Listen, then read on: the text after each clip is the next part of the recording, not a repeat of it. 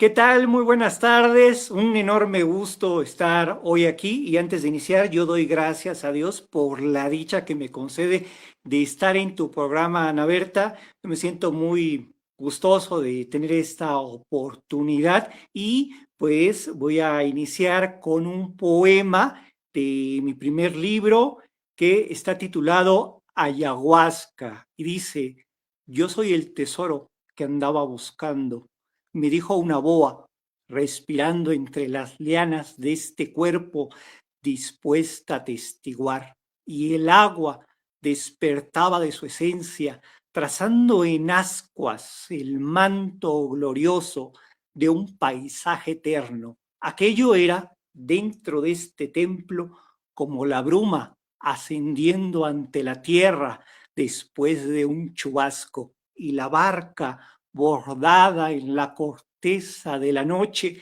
encalló ante mis ojos. En una alabanza, yo te voy a contar aquellas palabras que le oí recitar cuando en comunión me dijo, más que un cordero, sé tu verdad, pues el corazón nos dice que Dios es más que un altar. Abre tu oído y empieza a escuchar. Las alas que armonizan mi canto te harán recordar que no hay cicatriz bajo el alma negada a sanar. Y todo, absolutamente todo, era un verso que danzando me recorría entre campos y senderos, iluminando mis oídos en el clamor de su aleteo, más delicado y primoroso que un jilguero.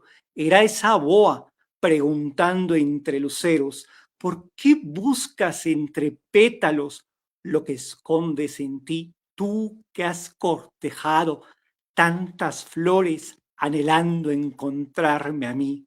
Eres la pureza que negaba en mi interior.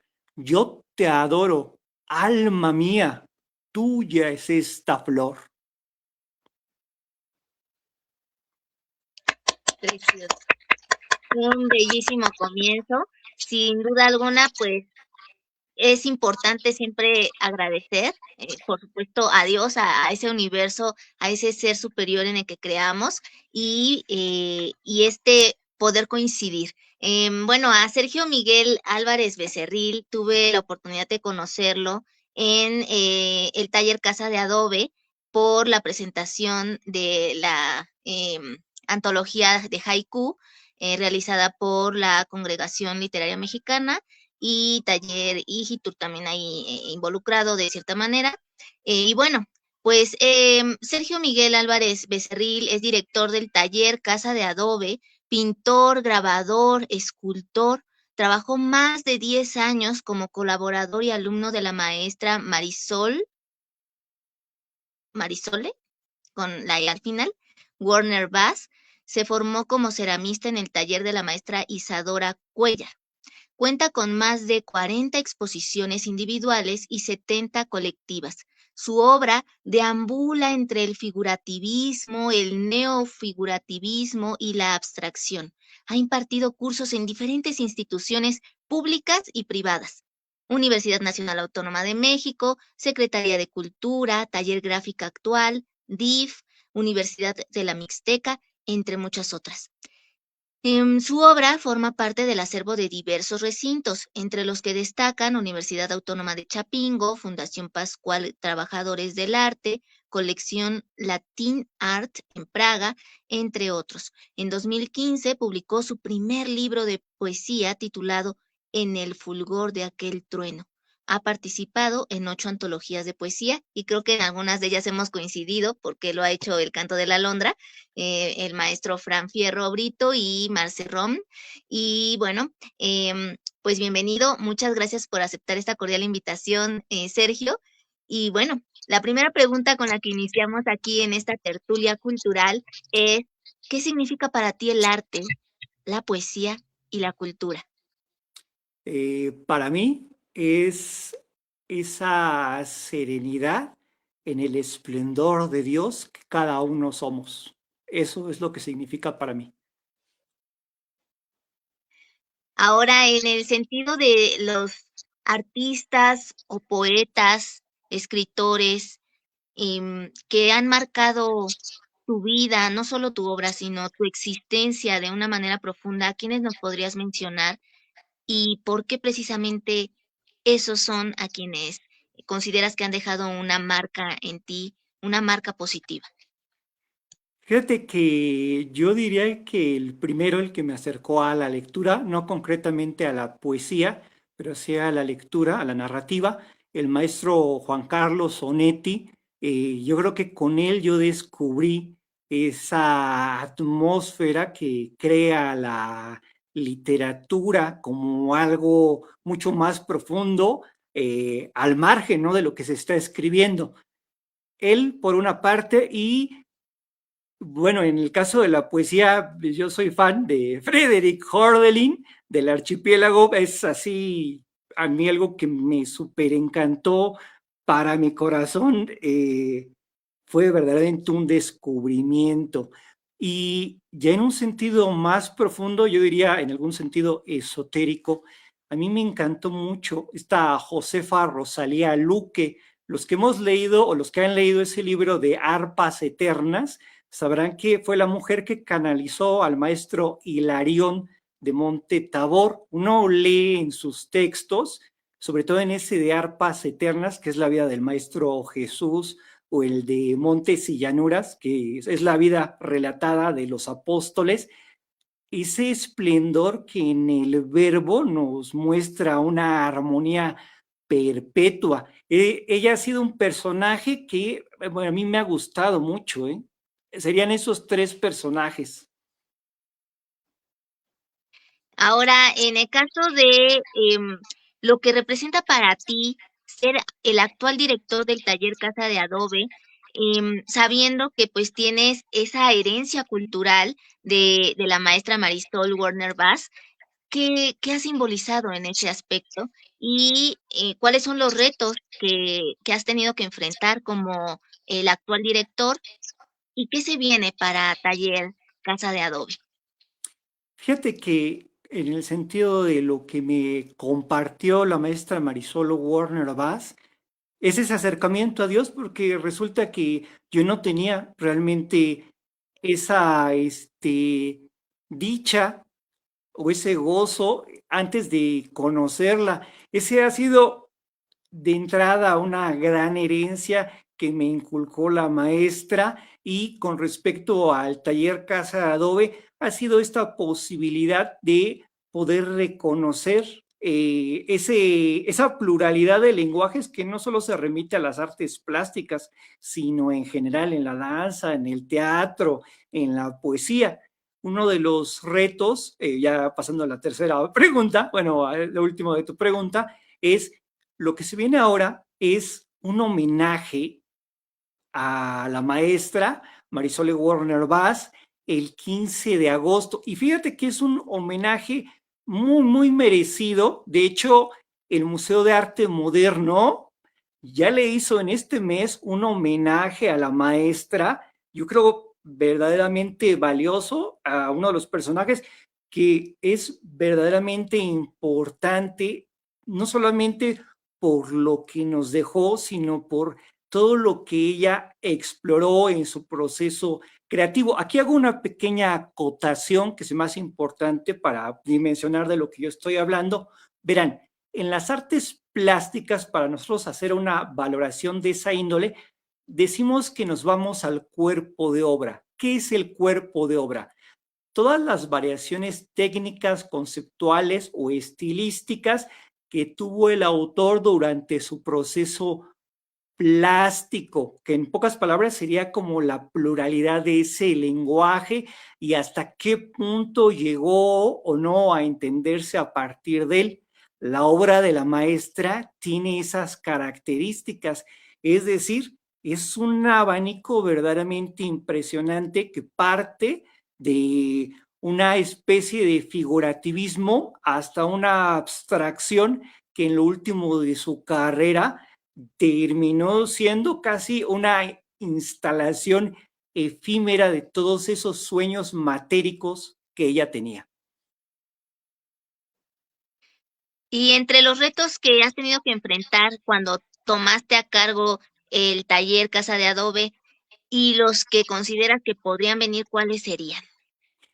Mira, hay una historia muy compleja que yo estoy trabajando para un próximo libro que habla de un proceso legal muy complejo, Ana Berta, de casi 10 años, en el que, fíjate que le estuve jugando al pasante de abogado, pero que gracias a Dios se resolvió de manera asertiva. No voy a entrar en detalles, toda vez que es parte de un próximo libro, pero el más complejo que yo viví es ese juicio, que fue un juicio de 10 años con todo lo que presupone esa circunstancia. En una cuestión nada más, digamos, cultural, claro que me he encontrado con otro tipo de dificultades que ha sido buena parte esa forma en la que desafortunadamente algunas instituciones buscan sacar provecho de todo. No voy a comentar nombres porque no se me hace correcto, pero te diré que incluso para dar talleres gratuitos, que es algo que yo he estado haciendo durante mucho tiempo, se me han cerrado muchísimas puertas bajo la premisa de que supuestamente tengo que pagar algo, sobre todo en casas de cultura, para compartir mi conocimiento, cosa que se me hace una verdadera desgracia. Y vuelvo a decir, no voy a comentar nombres, pero eso ha sido uno de los retos, y la respuesta a esos retos es algo que me enseñó mi maestra, que es concretamente si eso que es Dios en cada uno de nosotros tiene sentido porque es la armonía de todo lo que nos rodea, siempre, siempre va a valer la pena esos intentos, esas oportunidades como este programa, el que tú diriges y al cual yo agradezco mucho que me hayas invitado, que se abran estos espacios con el fin de ¿qué? De poder conocer más de todo ese esplendor. Eso. ¿Cómo es tu primer encuentro con esta gran maestra y artista Marisol Warner Bass? ¿En qué momento la conociste? Recuérdanos esa anécdota. Ay, pues es una cosa, ay, que diría que hasta para llorar. Fíjate que por un conducto de una amiga, también pintora, Adriana Vázquez, tuve el gusto de coincidir en una exposición, en una galería que se llamó, o se llama todavía, La Troje, en Cuautitlán Izcalli. Y de esa ocasión solo cruzamos 3 o 4 palabras con la maestra Marisole, pero ahí me dejó una sensación tan grata porque en ese entonces yo me encontraba haciendo grabado, estaba empezando, concretamente silografía. No teníamos tórculo, que es la máquina que se utiliza para imprimir las placas, y mi maestra, mi amiga Adriana Vázquez, eh, me presentó a la maestra y le pidió si podíamos ir a imprimir a su taller. Y la maestra, con una sencillez verdaderamente absoluta, nos dijo que sí. El caso es que a la semana o las 2 semanas fuimos y me pasó algo verdaderamente maravilloso. Verás, yo traía mucho estos temas de reivindicación social, es decir, hacía imágenes de hombres en la cárcel, de manifestaciones, y recuerdo que en esa ocasión yo llevé una placa de unos presos. Entonces la maestra Marisole vio esa placa y me contó una historia en la cual ella hablaba que en su periodo más fuerte de alcoholismo, porque ella tuvo un periodo muy fuerte de alcoholismo, ella entendió que todas esas imágenes eran algo así como impresiones en el subconsciente de todos los traumas o miedos que a veces el grabado nos deja ver a través de sus impresiones. Decía ella en esa ocasión, al ver mi placa, decía que el verdadero preso está en la mente. Imagínate, yo sentí como si hubiera tenido esa plática hace mucho tiempo con una persona que para mí en ese momento era absolutamente conocida, a pesar de que solo la había visto 2 veces. Esa es la anécdota. ¿Y cómo decides que se va a volver tu guía, tu maestra, la amiga que sin duda alguna yo creo que terminaron también siendo como familia incluso, tal vez no de sangre, pero sí por elección de cierta manera. ¿Cómo fue eso? Pues la afinidad, yo creo, resulta que yo venía aquí al taller 2 veces por semana y fíjate, me quedaba a trabajar, me dejaba quedarme a trabajar y en alguna ocasión me dijo así abiertamente, ¿no? Deja de hacerte tonto, tú eres de aquí, tú sabes que tú eres de aquí. Y fue algo tan bonito, Ana Berta, porque tenía formas, a veces era un poco brusca, pero tenía formas tan hermosas de compartir todo lo que ella era, con toda la gente que veníamos al taller. Imagínate, generalmente en los talleres te cobran, o te piden cosas a cambio para tú laborar, pero en este caso la maestra no te pedía nada. Y no me refiero solo a mí, también a la gente que venía. Lo único que les pedía era que terminaran su trabajo. Imagínate, ¿dónde va a suceder eso? O sea, en ningún lado, o bueno, tal vez sí, pero yo te estoy contando lo que yo viví y entonces que me abriera así las puertas de su hogar para mí fue una gran dicha porque para mí esa es mi gran, gran maestra. Eso es lo que te puedo contar. Que aparte recordemos, bueno, en este retiro de haiku que se hizo de un día, en día domingo, pues se vivió toda una experiencia donde también nos diste un recorrido por gran parte de la casa y nos hablaste de todo de toda esa influencia que tuvo para ti la maestra Marisol Warner Bass y también nos permitiste contemplar un bello paisaje y después disfrutar del senderismo rumbo a esa visión especial de las luciérnagas, ¿no? Y todo ese ambiente natural, pues sin duda alguna te lleva a no solo la contemplación, sino la creación. Y yo creo que eso lo viviste siempre, en todo momento, y lo hace todavía más simbólico y especial ese espacio llamado Taller Casa de Adobe. Ahora, en este aspecto, ya más centrándonos no solo en la vida, sino en la obra de Marisol Warner Bass, ¿qué consideras que simboliza su obra para nuestra cultura y para el arte? Concretamente esa dicha o posibilidad de no cerrarse a otra opinión. Verás, igual que en la poesía, yo creo que su obra tuvo esa gran fortuna o certeza de no cerrarse, de permitirse estarse conociendo perpetuamente, ¿no? Porque imagínate, eso era algo que ella solía decir muchísimo, ¿no? Con respecto a su propia obra, ¿no? El juego de una línea, ¿no? El juego de una línea, a ella le gustaba mucho Picasso, por este asunto de algo que le llaman gestualidad lineal, que es la capacidad expresiva que existe en el puro trazo, independientemente de lo que se está o no representando, el hecho del gozo a la hora de plantear algo y que no solamente se puede remitir al caso de las artes plásticas, sino en general a muchas otras cosas en nuestra vida.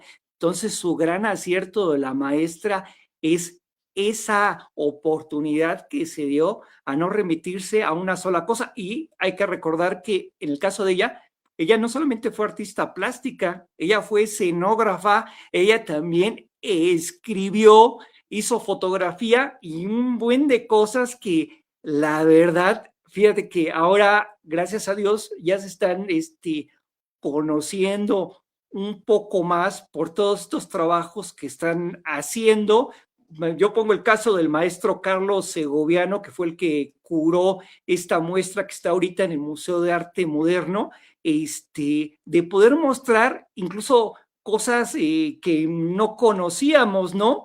Del archivo de una crítica de arte que se llamó Graciela Kartoffel, la maestra Kartoffel donó su acervo de obras que le había dado Marisol, y con esas obras, no son todas esas obras de ella, hicieron esa muestra, y en esa muestra que está todavía en el Museo de Arte Moderno, podemos darnos cuenta de otras cosas que no necesariamente habíamos, nos habían visto, ¿no? O que solamente tal vez aquellos que eran más cercanos a la maestra conocían.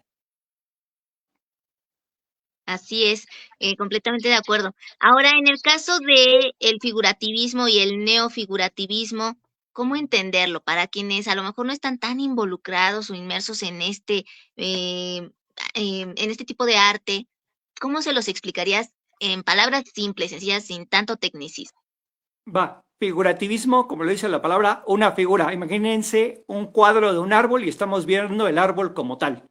Neofigurativismo, imagínense ese árbol, pero que tiene adentro, no sé, un venado y sus raíces son aves y muchas más cosas. Es decir, una nueva figuración. Y el referente puede ser, ya esa sí es una cosa académica, Arnold Belkin.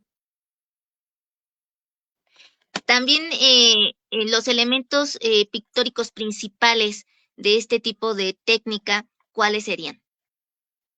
Elementos pictóricos principales, pues concretamente esa parte de cómo se fabula, en el caso de la neofiguración, cómo se fabula a partir de la imagen concreta. Y en el caso del figurativismo es concretamente la representación específica de lo que se está observando.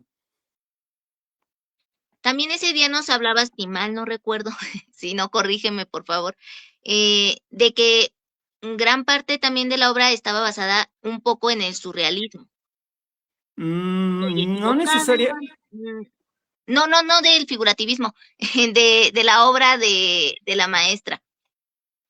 No necesariamente del surrealismo, pero lo Ujú. que decía yo en esa plática era que ya estuvo muy cercana, bueno, ya la ubican o la quieren ubicar a la maestra en esta llamada generación de la ruptura en México, pero los críticos de arte lo ubican más cercana a estos artistas europeos que se exiliaron en México, ¿no? Como Remedios Varo, Leonora Carrington, Vlad y Matías Geritz.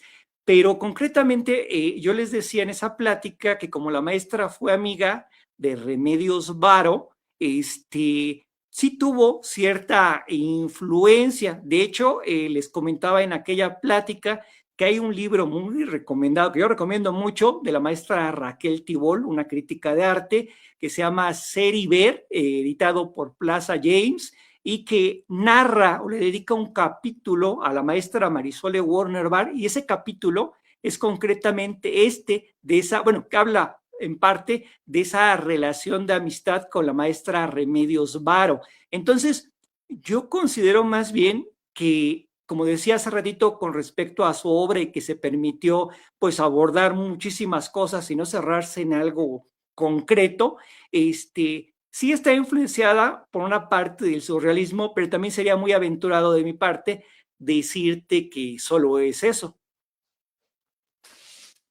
Que de hecho todas las personas como que estamos conformadas de distintas tendencias, de distintos géneros y de distintas expresiones del arte, ¿no? Entonces, eso justamente es como esa apertura completa y total del ser para poder también explorar otros potenciales dentro de nuestro conocimiento y encontrar también distintos destinos que podemos seguir. Ahora, regresando a ti, ¿qué te motivó a ser ceramista y poeta? ¿Qué te llevó a ser poeta? Te dijiste, este es el momento de revelación en el que yo descubro que no solo el arte pictórico, sino también la palabra como tal, me llenan tanto de pasión que quiero también dedicarme a la escritura.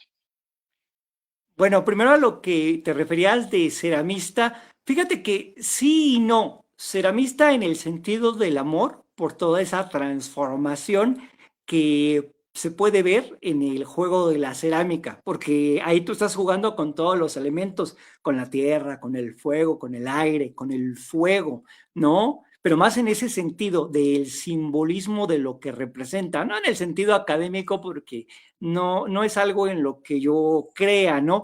En el caso de la poesía, fíjate que ha sido muy bello un encuentro que yo he tenido la gracia de poder tener con diferentes plantas sagradas como el jicuri, la ayahuasca, los niños santos.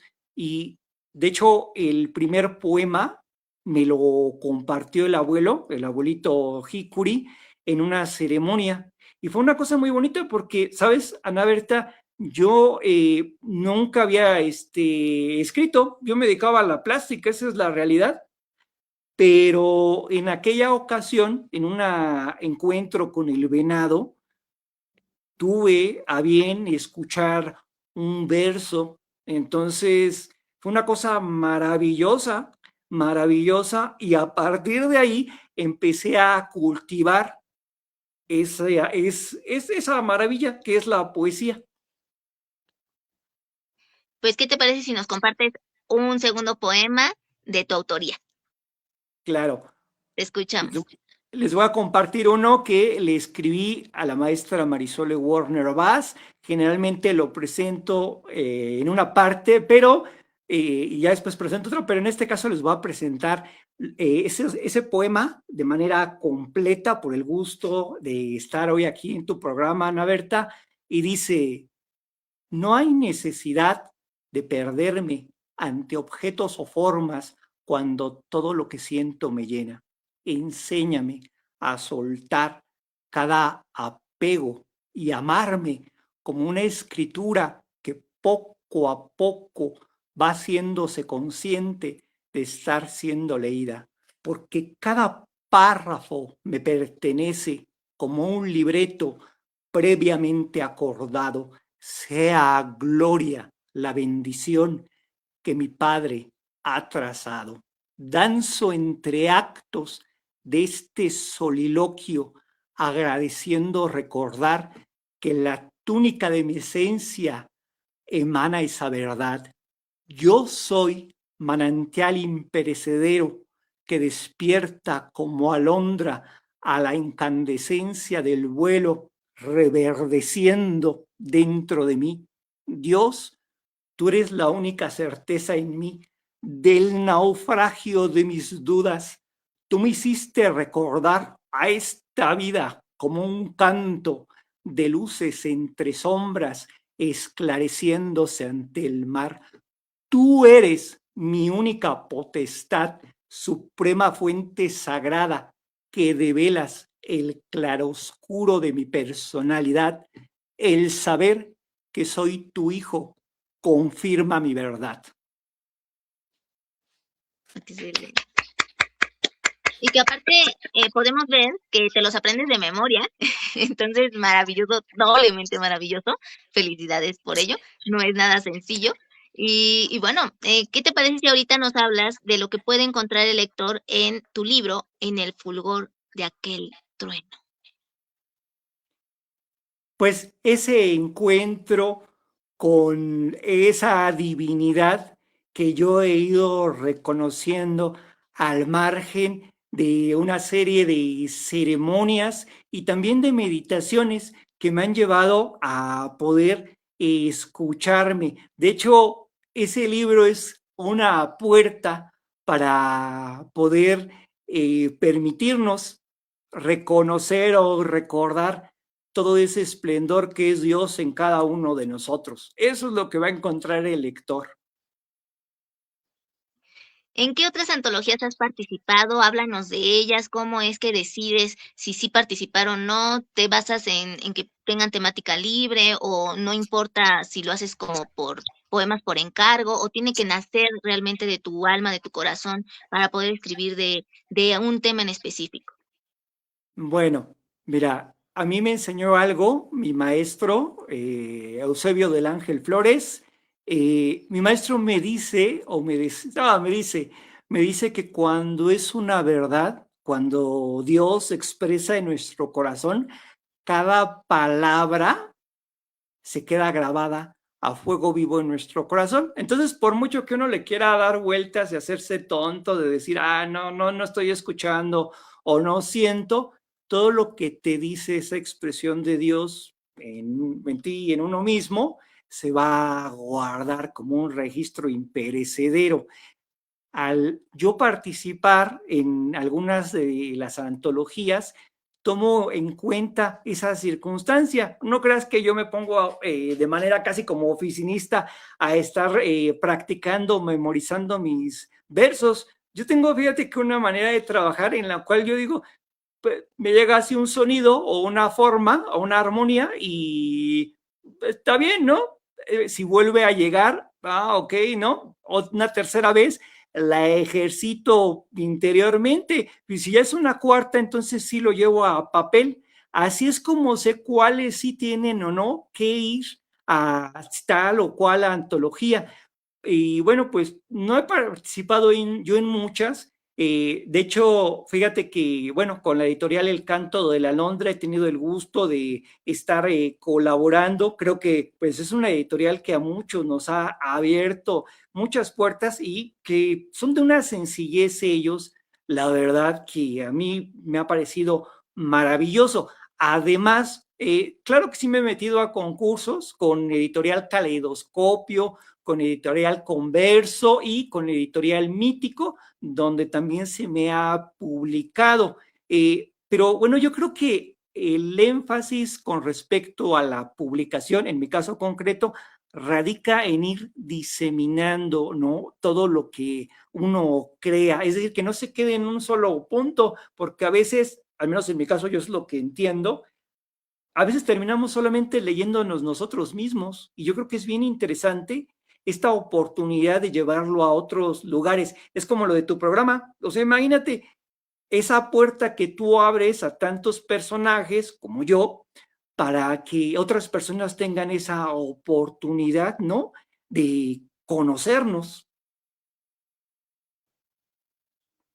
Pues para mí es un placer y un gusto poder escucharles, poder conocer un poco más de lo que habita en su alma, de lo que saben y quieren compartir, y más con personas también con esa humildad, esa sencillez como la que tienes tú, para poder hacer de algo que es muy difícil a veces para quienes a lo mejor no estamos tan inmersos en ciertos ámbitos, que llegue al público, esté o no involucrado en algo, ¿no? Eso es como esa intención justamente de Letras a Contraluz. Y me gustaría que, bueno, en este otro sentido, nos hables ahora de lo que tú consideras que caracteriza a tu obra plástica y a tu obra poética. Desde lo que has escuchado, cómo perciben otros lo que tú les compartes, o desde tu propia visión, porque también es válido decir, yo quiero plantear esto, y yo lo veo de esta manera, pero también está abierta a otras interpretaciones, ¿no? Te escuchamos. En el caso de mi obra plástica ha sido una deconstrucción, es decir, partir de esta idea de algo concreto para llegar a la esencia o sentido que lo creó. Por eso han sido esas variaciones, figurativismo, neofigurativismo, abstracción. Es decir, de todo eso, más allá de lo que se observa, ¿qué es lo que me ha hecho sentir? Como de dónde nace ese impulso, un poco como si quisiera yo entender el por qué lo estoy diciendo. Imagínate, ese lenguaje que son líneas en la plástica, colores, formas, claro que por supuesto que emana de algo. Y yo creo que un poco ese sentido de exploración tiene que ver con eso, ¿no? ¿De dónde viene esto que yo siento? En el caso de la plástica. En el caso de la poesía, pues es un poco llegar a la misma respuesta que te di hace un momento de esa expresión de Dios en mí, que yo creo que es una cosa bellísima, ¿eh? De pues preguntarse, o sea, porque no es que uno se quede como con formatos o estructuras rígidas, sino que se dé la oportunidad de conocer, pues sí, todo ese esplendor que es muy vasto, ¿eh? Fíjate que yo te voy a compartir, Ana Berta, para ahondar en esto, una parte, un fragmento de estos libros del Zohar o libros del Esplendor. Hay una admonición que a mí me encanta, que dice que entregarse a una pasión es como adorar ídolos. Y uno puede pensar que se están refiriendo a una cuestión de connotación física o sexual, pero la interpretación es muy amplia porque puede ser una forma de pensamiento o una estructura que hace que todo objeto, forma o concepto limite esa capacidad de profundizar más, un poco como metafóricamente, como esta cuestión del canto de las sirenas, ¿no? Imagínate que ese canto de las sirenas, fuera de la mitología, lo pudiéramos entender como ese abismo en las profundidades de uno mismo por no tener discernimiento. Entonces, eso que estás creyendo escuchar, muchas veces pueden ser todos tus vacíos. No digo todo siempre porque toda generalidad parte de un error, ¿no? Que es pensar que todo es así, pero es un planteamiento y lo que yo he podido ver en muchos textos, sobre todo textos sagrados, es que tienen una serie de reflexiones interesantísimos, como este que te comento del Zohar. ¿Sí? Ahora, en el caso de la función que tiene el arte y la función que tiene la poesía, ¿cuál consideras que es la principal? ¿La estética, la social, la política? ¿Cuál podría ser? En mi caso concreto, vuelvo, sí, en mi caso concreto, conocerme.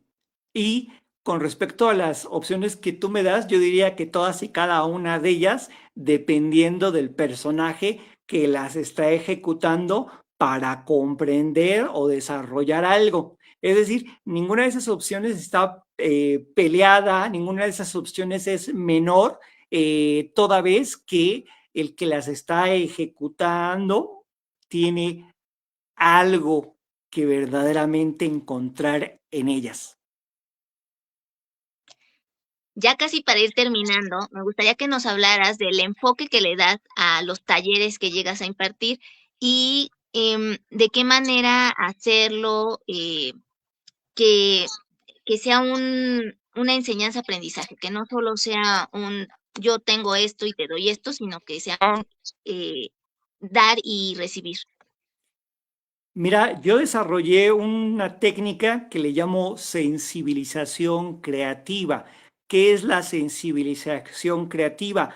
Generar detonantes emocionales para que el alumno se construya algo muy, muy importante en las artes, que es el estilo, que no es otra cosa que el lenguaje propio que puede hacer característico o reconocible todo aquello que dice, porque verás, lo que yo considero, esa es mi parte, lo que yo considero que es más importante es no tanto que repliquen lo que el maestro técnicamente les está enseñando, sino que ese proceso creativo les brinde esa facultad de saber cómo a través de su propio lenguaje, ellos lo articulan de manera voluntaria. Eso es lo que yo estuve trabajando mucho tiempo en casas de cultura y en algunos estados, a través de este proyecto que yo denominé